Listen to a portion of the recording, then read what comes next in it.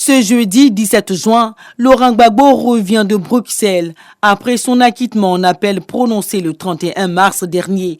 Ce retour, après des années de procès, s'apparente à une autre vie qui débute pour le fondateur du Front populaire ivoirien.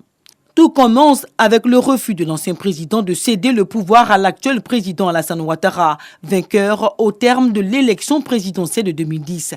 Arrêté le 11 avril 2011, il est placé à l'hôtel du Golfe, puis transféré à Korogo dans le nord du pays, où il sera assigné à résidence. Quelques mois plus tard, le 18 août 2011, Laurent Gbagbo est inculpé et placé en détention préventive pour crime économique. Il est incarcéré 8 mois en Côte d'Ivoire. À partir du 30 novembre 2011, à la suite de son inculpation par la Cour pénale internationale pour 4 chefs d'accusation de crimes contre l'humanité, il est incarcéré au centre de détention de la Cour à La Haye aux Pays-Bas. Les avocats de Laurent Gbagbo réclament sa relaxe. Son procès conjoint avec celui de Charles Blé Goudé s'ouvre à La Haye le 28 janvier 2016.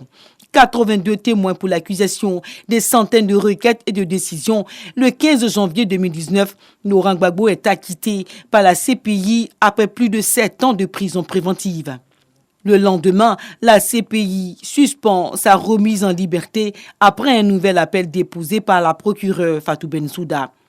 Celui-ci doit être examiné sur le fond par la Chambre d'appel le 1er février 2019. Dans la même décision, Laurent Gbagbo et Charles Blé Goudé sont libérés sous condition. Laurent Gbagbo est toutefois tenu de résider en Europe en attendant un éventuel procès en appel. Le 16 septembre 2019, la procureure de la CPI, Fatou Bensouda, fait appel de l'acquittement. Laurent Gbagbo demande à la CPI la levée des conditions de sa liberté conditionnelle le 7 octobre 2019. Le 6 février 2020 s'ouvre le procès en appel devant la CPI pour la levée intégrale de la liberté conditionnelle de Laurent Gbagbo. Alors que la procureure générale et l'accusation plaident pour la reprise du procès en appel, la défense réclame la relaxe de son client. En mai 2020, la CPI lève plusieurs contraintes de la liberté conditionnelle de Laurent Gbagbo. En particulier, il récupère son passeport et la possibilité de sortir de sa commune de résidence. Le 31 mars 2020, la Chambre d'appel de la Cour pénale internationale rejette les requêtes de la Chambre d'accusation, ce qui confirme la mise en liberté définitive de Laurent Gbagbo.